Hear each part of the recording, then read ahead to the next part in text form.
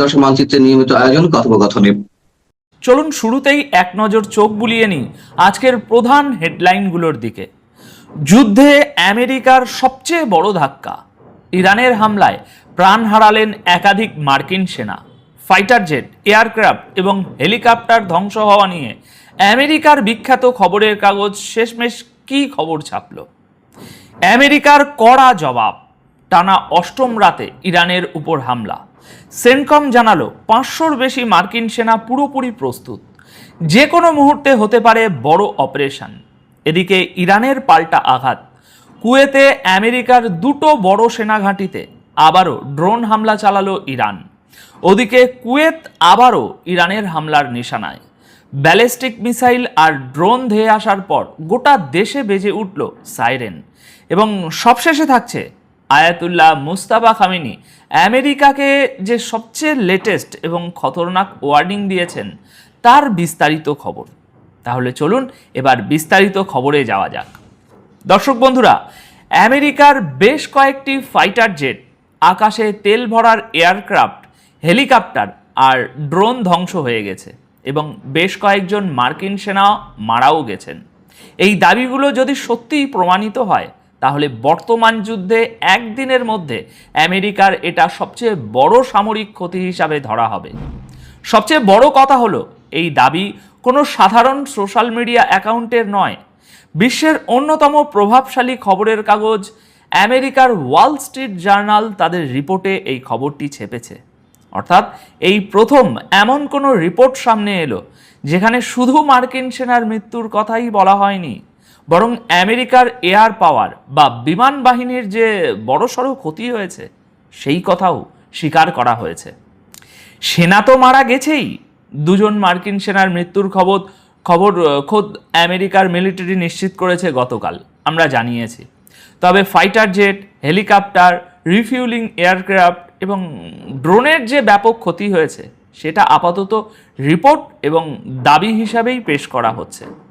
রিপোর্টে বলা হচ্ছে, জর্ডানের মুফাফফাক আল সালতি এয়ারবেসে ইরানের মিসাইল হামলায় আমেরিকার বেশ কয়েকটি সামরিক বিমানের ব্যাপক ক্ষতি হয়েছে। এমনটাও বলা হচ্ছে যে এয়ারবেসে যদি এত বড় হামলা না হতো তাহলে হয়তো এত মার্কিন সেনা একসঙ্গে মারা যেতেন না। এখনো পর্যন্ত দুজনের মৃত্যুর খবর নিশ্চিত, তবে অনেকেই আহত হয়েছেন। বলা হচ্ছে 29 জন সেনা আহত হয়েছেন, সামনে আরও খবর আসতে পারে। ওয়াল স্ট্রিট জার্নাল তাদের রিপোর্টে লিখেছে যে এই হামলায় 2 জন মার্কিন সেনা নিহত এবং আরও অনেকে আহত হওয়ার পর আমেরিকা ও ইরানের মধ্যে চলমান এই যুদ্ধ আগের চেয়ে অনেক বেশি বিপজ্জনক পর্যায়ে ঢুকে পড়েছে। অর্থাৎ যুদ্ধটা এখন আর শুধু মিসাইলের মধ্যে সীমাবদ্ধ নেই, বরং দুই দেশ একে অপরের সবচেয়ে গুরুত্বপূর্ণ সামরিক শক্তিগুলোকে সরাসরি নিশানা বানাচ্ছে। এয়ারক্রাফট বা হেলিকপ্টার ধ্বংসের এই দাবিগুলো যদি সত্য হয় তাহলে এটাই হতে পারে এই যুদ্ধের টার্নিং পয়েন্ট। এরপর হয়তো যুদ্ধবিরতির চুক্তি হবে, আর না হলে যুদ্ধ আরও ভয়াবহ রূপ নেবে। আর যদি হার মানতে হয় তবে তাদের তরফ থেকেই হবে যারা আগের বার ঘোষণা করেছিল। না, চলো কথা বলি। এবার আসি পরবর্তী গুরুত্বপূর্ণ খবরে। গতকাল 19শে জুলাই যুক্তরাষ্ট্র আবারও ইরানের বিভিন্ন এলাকায় একাধিক সামরিক হামলা চালিয়েছে। আসলে এই পদক্ষেপ অনেকটাই প্রত্যাশিত ছিল, কারণ জর্ডানে নিজেদের 2 সেনা নিহত হওয়ার ঘটনার পর থেকেই ওয়াশিংটন স্পষ্টভাবে জানিয়েছিল যে তারা এর জবাবে বড় ধরনের প্রতিশোধমূলক অভিযান চালাবে। গতকালকের হামলাগুলোকে সেই ঘোষণারই ধারাবাহিকতা হিসাবে এখন দেখা হচ্ছে।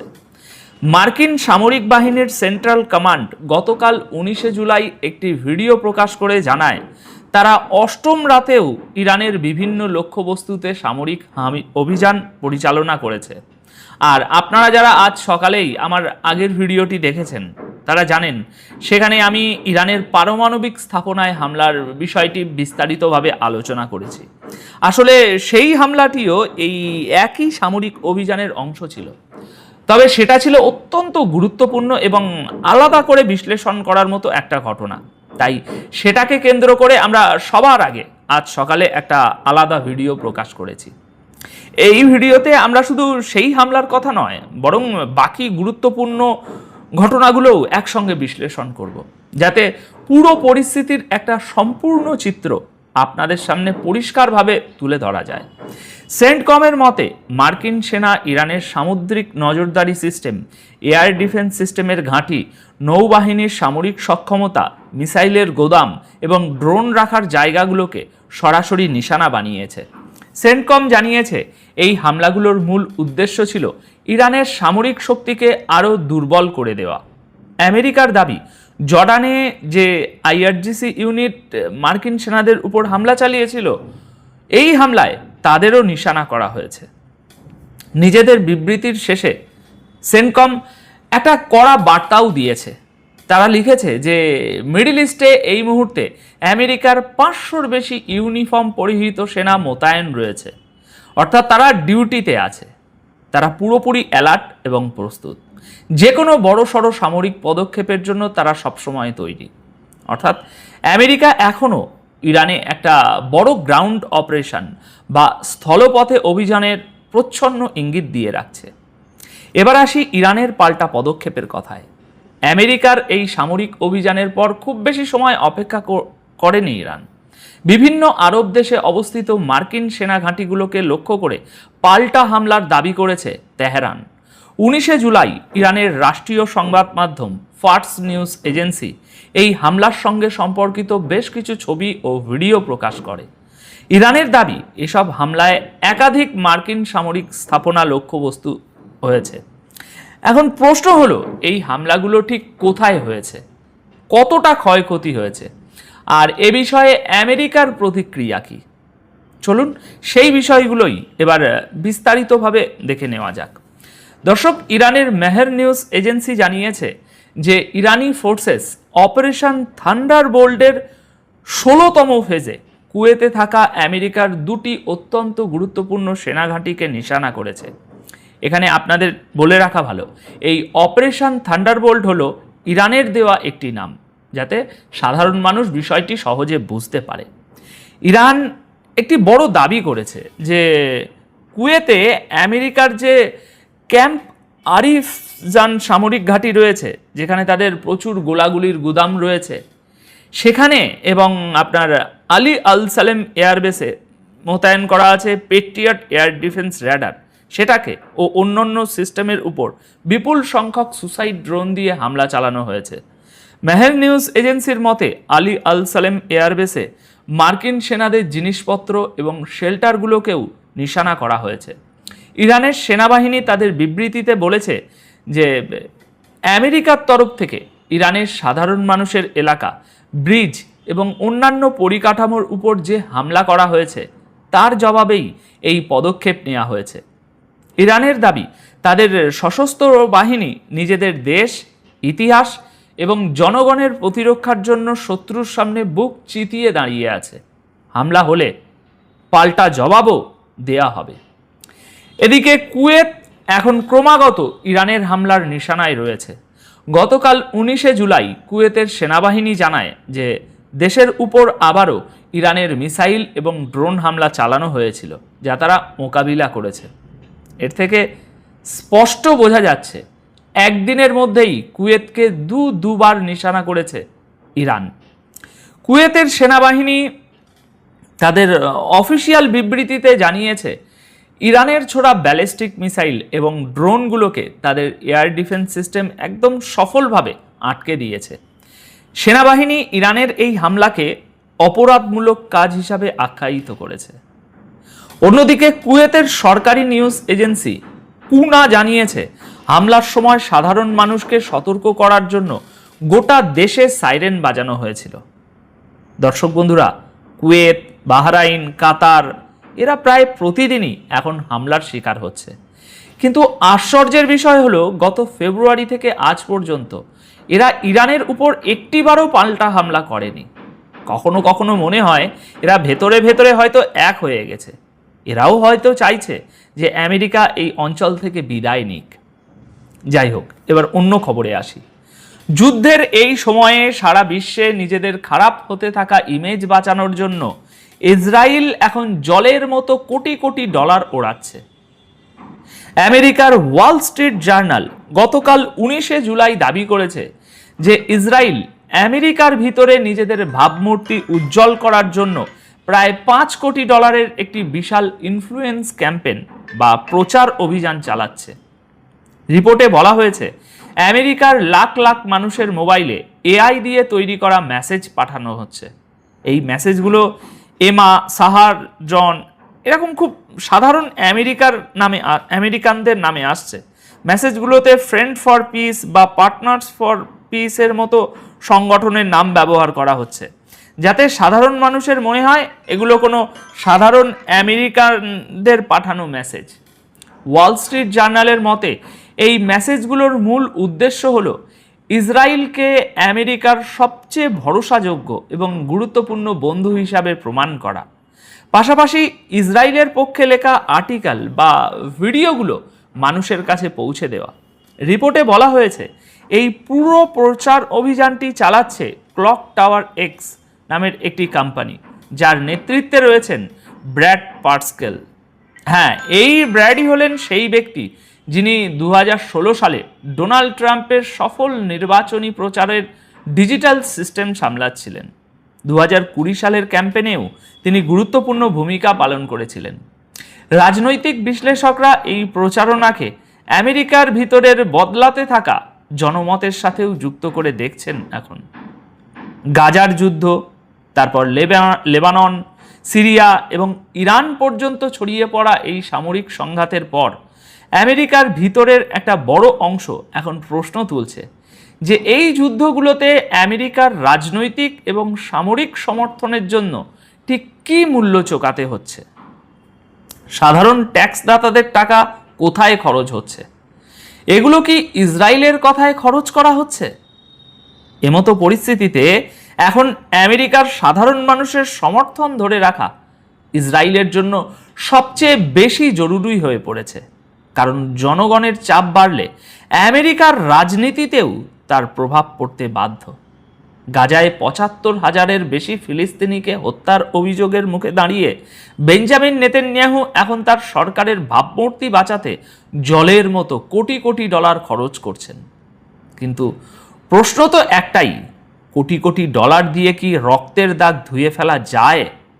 যে বাচ্চারা অনাথ হয়েছে তারা কি তাদের বাবা মাকে ফিরে পাবে? বাবা মায়েরা কি তাদের মৃত সন্তানদের আবার জীবিত দেখতে পাবে কখনো? এবার শুনুন ইরানের সুপ্রিম লিডার মুস্তাফা খামেনির একটি বিস্তারিত বিবৃতি। এটা শুধু একটা বিবৃতি নয়, এটা একটা চরম সতর্কতা। ইরানের সুপ্রিম লিডার মুস্তাফা খামেনি আমেরিকার জন্য একটি অত্যন্ত কড়া এবং বিপজ্জনক বার্তা দিয়েছেন। তিনি বলেছেন যে আমেরিকাকে এবার এমন শিক্ষা দেওয়া হবে যে তারা কোনোদিনও ভুলতে পারবে না। 18 জুলাই গভীর রাতে দেওয়া তার এক বিস্তারিত বার্তায় মুস্তাফা খামেনি বলেন, আমেরিকা ইরানের সাথে হওয়া চুক্তি বারবার ভেঙেছে। এর থেকে আবারও প্রমাণ হয়ে গেল যে ডোনাল্ড ট্রাম্পের সইয়ের কোনো দাম নেই। তিনি বলেন, জোর জুলুম করা, দাদাগিরি দেখানো আর কথা দিয়ে কথা না রাখাটাই হলো আমেরিকার স্বভাব, তাই তাদের উপর আর কোনোভাবেই বিশ্বাস করা যায় না। তিনি আরও বলেন, আমেরিকা যখন নতুন করে আবার যুদ্ধ উস্কে দেওয়ার চেষ্টা করছে তখন তাদের জেনে রাখা উচিত যে ইরানি জাতি তাদের জন্য এমন শিক্ষা প্রস্তুত রেখেছে যা তারা জীবনেও ভুলবে না। খামেনির কথায় সম্প্রতি ইরান যে জবাব দিয়েছে সেটা তো শুধু একটা উদাহরণ মাত্র, আসল জবাব দেওয়া এখনো বাকি আছে। এই বার্তায় খামেনি ইরানের সাধারণ মানুষের কাছেও একটি আবেদন জানিয়েছেন। তিনি বলেছেন, এই কঠিন সময়ে দেশের ভিতরে যেন একতা এবং সম্প্রীতি যে কোনো মূল্যে বজায় থাকে, কারণ শত্রুরা সবার আগে এই জায়গাটিতেই আঘাত করার চেষ্টা করবে। তিনি স্পষ্ট বলেন, সরকার বা কোনো অফিসারের প্রতি যদি কারো কোনো অভিযোগও থাকে তাহলেও এমন কোনো আচরণ করা উচিত নয় যাতে ইরানের জাতীয় ঐক্য দুর্বল হয়ে পড়ে, কারণ দেশের ভিতরে ঝগড়াঝাটি বা উথাল পাথাল পরিস্থিতি তৈরি হওয়াই হলো শত্রুদের সবচেয়ে বড় চাওয়া। সবশেষে খামেনি বলেন, ইরানের জনগণ নিজেদের দেশ স্বাধীনতা এবং আত্মসম্মান রক্ষার জন্য আগের মতোই ময়দানে শক্ত হয়ে দাঁড়িয়ে থাকবে, আর আমেরিকাকে তাদের প্রতিটি পদক্ষেপের জন্য চরম মূল্য চোকাতে হবে। প্রিয় দর্শক, ভারত, ইরান, আমেরিকা, সর্বশেষ বাংলাদেশ, সব মিলে বেশ কিছু গুরুত্বপূর্ণ খবর আছে। প্রথম খবর, নরেন্দ্র মোদীকে শেষ পর্যন্ত যেতে হতে পারে এমন সম্ভাবনার কথা বলছে বিশ্বের বিভিন্ন গুরুত্বপূর্ণ গণমাধ্যম। আদৌ কি তা হবে? সর্বশেষ ভারতের পরিস্থিতি জানাবো আজকে। অন্যদিকে পেন্টাগন থেকে মার্কিন যুদ্ধমন্ত্রী পিট হেগসেটের একটি বক্তব্য গণমাধ্যমে গোপন তথ্য হিসাবে প্রচার হয়ে গেছে। সেখানে আমেরিকা ইরানের কাছে অসহায় হয়ে গেছে, অসহায় আত্মসমর্পণের পথে হাঁটছে।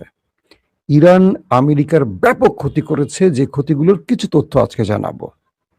এবং এই যুদ্ধে আমেরিকা চীন এবং রাশিয়াকে টেনে আনার চেষ্টা করছে।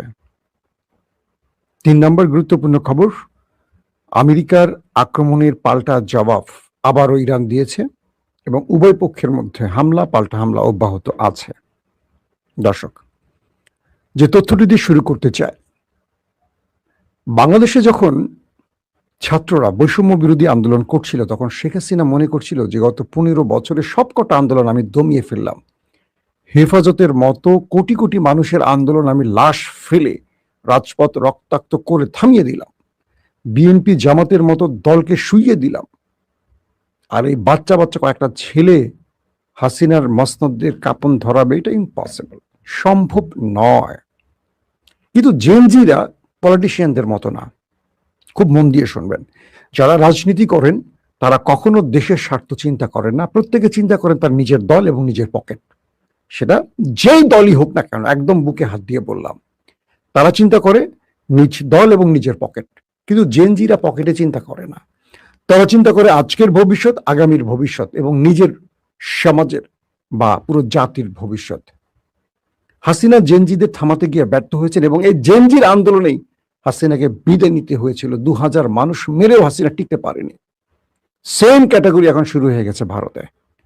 ভারতের নরেন্দ্র মোদী মধ্যরাতে ভিডিও বার্তা দিলেন এবং একটা টিমকে পাঠালেন, সেই সমাজকর্মী, লাদাখের সমাজকর্মী, যিনি আন্দোলনের প্রথম সারির একজন ব্যক্তি, সোনাম। তিনি হাসপাতালে অনশনে আছেন, তাকে প্রথম গ্রেফতার করা হয়, পরবর্তী তাকে হাসপাতালে পাঠানো হয়। সেখানে তিনি দাবি আদায়ের জন্য অনশনে ছিলেন এবং নরেন্দ্র মোদী শিক্ষামন্ত্রী সহ আরো কয়েকজনকে পাঠিয়ে তার অনশন ভাঙান এবং নরেন্দ্র মোদী তাকে লিখিত আশ্বাস দেন দাবি মেনে নেয়ার, যার ফলে সেই সমাজকর্মী সোনাম তিনি তার অনশন ভাঙেন এবং আন্দোলন থামিয়ে দেওয়ার ঘোষণা করেন। কিন্তু ইন্টারেস্টিং ব্যাপার, আন্দোলন থামেনি।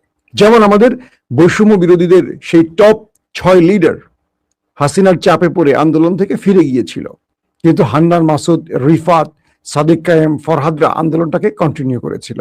অর্থাৎ যে আন্দোলনটা নাহিদ, সার্জিস, মাহফুজদের মাধ্যমে থামেনি, তারা থামার ঘোষণা দিয়েছিল, তার মানে এই আন্দোলনটা তাদের আর তত্ত্বাবধানে ছিল না, এটা চলে গেছে অন্য গ্রুপে, মানে বাংলাদেশের ছাত্র জনতা।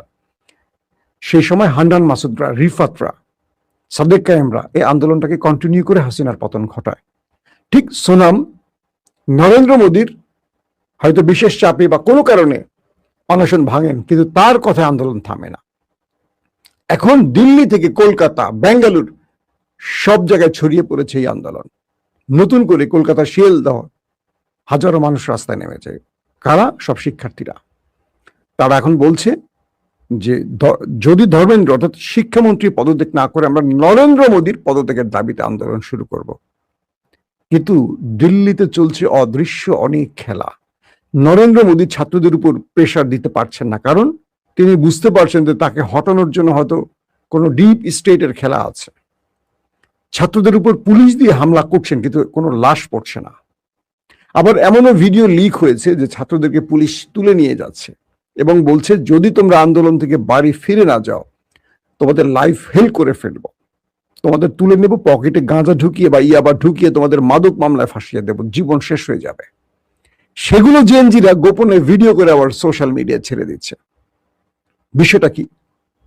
যদি এটা বিএনপি বা জামাত হতো, হয়তো সরকারের সাথে আতাত করে আন্দোলন থেকে বেরিয়ে যেত। যেমন বিএনপি 15 বছরে কোনো সফল আন্দোলন করতে পারেনি, কারণ তারেক রহমান লন্ডন থেকে যে বার্তাটি দিয়েছেন বাংলাদেশের নেতারা সেটা বিক্রি করে দিয়েছে হাসিনার কাছে মোটা অঙ্কের টাকা। এটা তারেক রহমানও জানে, বাংলাদেশের মানুষও জানে।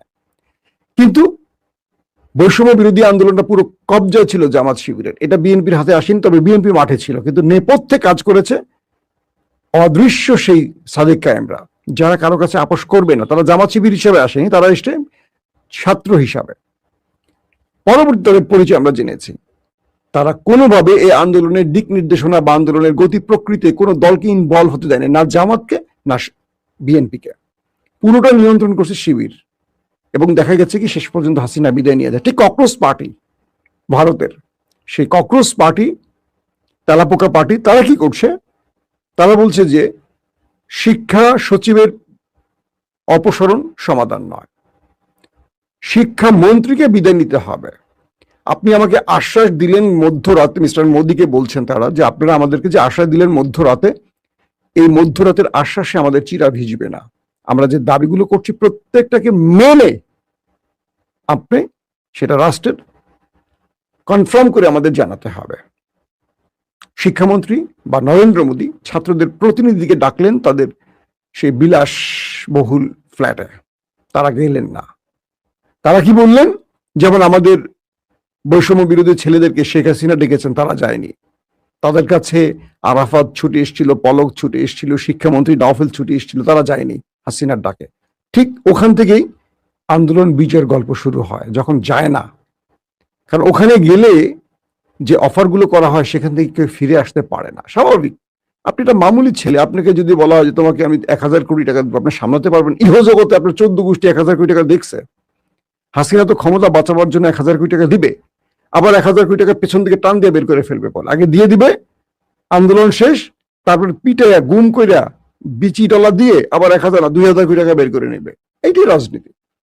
তো যিনি ককরোচ পার্টির প্রধান, সেই যুবক বললেন যন্তর মন্তরে, মানে তাদের, আমাদের যেমন শাহবাগ, ওদের হলো যন্তর মন্তর, দিল্লির কোন অন্ধকারে বন্ধ ঘরে, শব্দটা এরকম, কোন বিলাস বহুল ফ্ল্যাটে আলোচনা হবে না, যন্তর মন্তরে আসেন, হাজারো জনতার সামনে কি করতে চান সেটা আমাদের আশ্বাসের আলোকে জানান। কিন্তু কেউ আসতে রাজি নয়।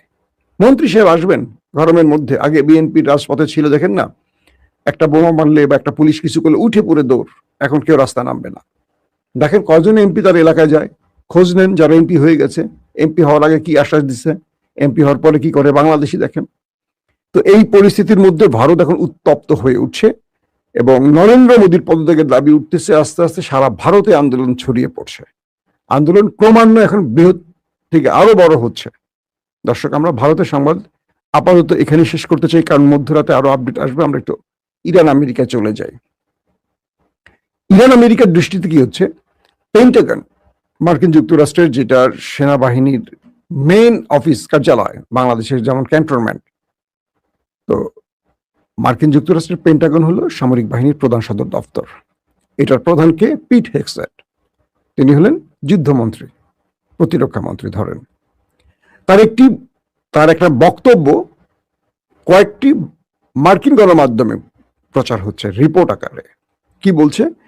তিনি বলছেন, পিট হেগসেট বলছেন যে আমরা ইরানের কাছে অসহায় হয়ে পড়েছি। তিনি বলছেন এই যুদ্ধে ইরানকে সহযোগিতা করছে ডিফেন্স ক্ষেত্রে চীন, আর টোটাল ডাটা বা তথ্য দিয়ে রাশিয়া। অর্থাৎ আমেরিকা, রাশিয়া এবং চীনকে যুদ্ধে টেনে আনার প্ল্যান করছে। কি অভিযোগ করছেন পিট হেগসেট? বলছেন আমাদের কোথায় মিসাইল স্টোরেজ, এটা ইরানের জানার কথা না। মাটির কোন গভীরে বা কোথায় আমরা আমাদের মূল্যবান মিসাইলগুলোকে রেখেছি, এটা ইরান জানার কথা না। কিন্তু ইরান অনায়াসে সেখানে মিসাইল মেরে সকল মিসাইল স্টোরেজ আমাদের ধ্বংস করে দিচ্ছে, আমাদের মিসাইল শর্ট পড়ে যাচ্ছে। কি করে ইরান এই তথ্য পেল যে এখানে আমাদের মিসাইল গুলো আছে? এটা তো জানার কথাই না। তার মানে এই ডাটা রাশিয়া তাদেরকে দিচ্ছে, এটা আমেরিকার অভিযোগ। নাম্বার 2, তারা বলছে যে আমাদের সেনাবাহিনী কোন কোন জায়গায় ঘুমিয়ে আছে, কখন ঘুম থেকে উঠছে, কখন তারা মাঠে নামছে, কখন তারা সবাই একসাথে ঘুমোচ্ছে, বা কোন কোন ভবনগুলোতে তারা এই মুহূর্তে অবস্থান করছে, এই ডাটা ইরানের জানার কথা না। কিন্তু ইরান মিসাইল এবং ড্রোন হামলা করে আমাদের সবগুলো ভবন উড়িয়ে দিয়েছে। আমাদের অনেক সেনা ওপারে চলে গেছে। তারা বলছে, মানে পিট হেগসেট বলছেন, আমাদের প্রতিরক্ষা ব্যবস্থাকে আমরা এমন সংরক্ষিত জায়গায় রেখেছি সেটা ওরা ধ্বংস করে দিয়েছে, এবং আমাদের যে ডিফেন্স লেয়ার গুলো